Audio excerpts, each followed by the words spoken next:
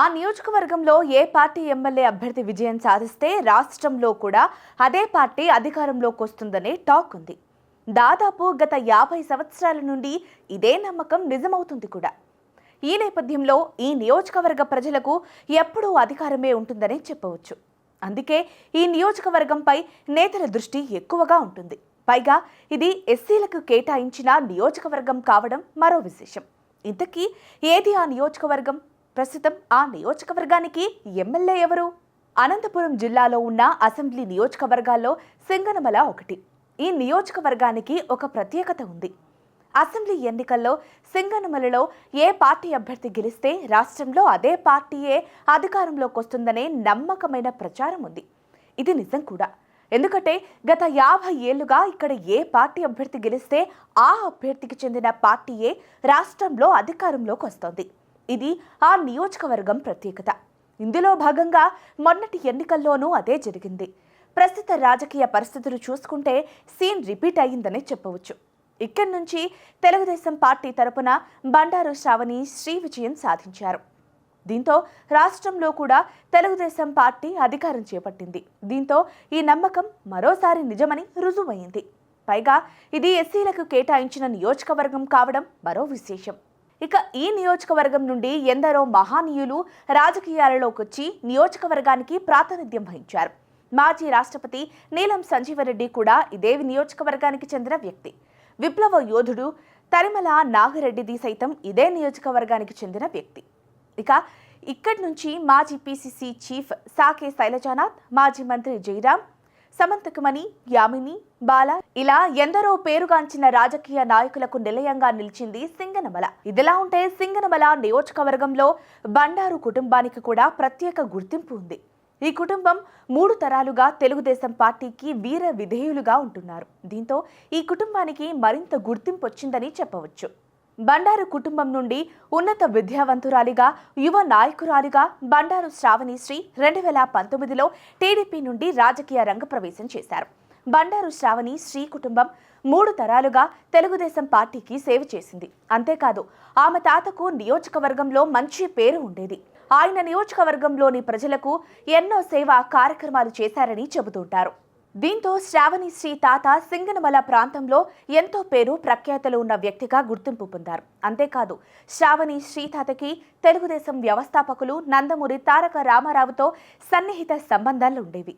దాంతో ఆ కుటుంబం తెలుగుదేశం పార్టీకి వీర విధేయులుగా ఉండేవారు. అంతేకాకుండా శ్రావణి శ్రీ తండ్రి కూడా తెలుగుదేశం పార్టీకి ఎంతో సేవ చేశారని నియోజకవర్గంలోని ప్రజలు చెబుతుంటారు.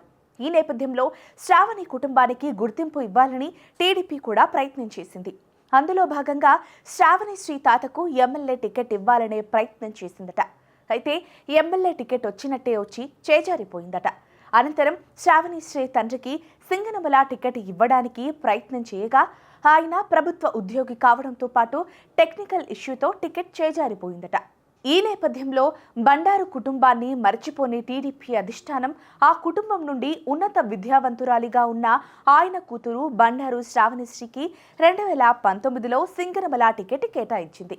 అయితే పార్టీలోని గ్రూప్ వార్తో ఆ ఎన్నికల్లో బండారు శ్రావణి ఓటమి పాలయ్యారు. అయినప్పటికీ ఆ ఎన్నికల్లో ఆమె 70,000 పైచిలుకు ఓట్లు సాధించడం అందరినీ ఆశ్చర్యానికి గురిచేసింది. అయితే ఓటమితో కుంగిపోని పేరున్న శ్రావణిశ్రీ మరింత ఉత్సాహంతో ప్రజలతో మమేకమయ్యారు. గత ప్రభుత్వ హయాంలో 5 ఏళ్లుగా ప్రజలకు ఎదురైన ప్రతి సమస్యను పరిష్కరించేందుకు ప్రయత్నించేవారు. సోషల్ మీడియాను ఉపయోగించుకొని పార్టీని ప్రజల్లోకి బలంగా తీసుకెళ్లారు. దీంతో ప్రజల్లో ఆమె బాగా పాపులర్ అయ్యారు. అయితే గత ఏడాది జరిగిన ఎన్నికల్లో శ్రావణి పోటీ చేయకుండా కొన్ని వర్గాలు ప్రయత్నించాయట. ఆమెకు టికెట్ రాకుండా అడ్డుకునేందుకు పార్టీలోని కొంతమంది కూడా ప్రయత్నించారట. అయినప్పటికీ బండారు ఫ్యామిలీకి ఉన్న గుర్తింపుతో పాటు ప్రజా సమస్యలపై ఆమె చేసిన ఫైట్ను గుర్తించిన చంద్రబాబు 2024 ఎన్నికల్లో శ్రావణికే మరోసారి టికెట్ కేటాయించారు. దీంతో రెట్టించిన ఉత్సాహంతో శ్రావణిశ్రీ ప్రజల్లోకి దూసుకెళ్లారు. తమ కుటుంబం ప్రజలకు చేసిన సేవలను, పార్టీకి చేసిన సేవలను నియోజకవర్గంలోని ప్రజలకు వివరిస్తూ తనదైన శైలిలో ప్రచారం చేశారు.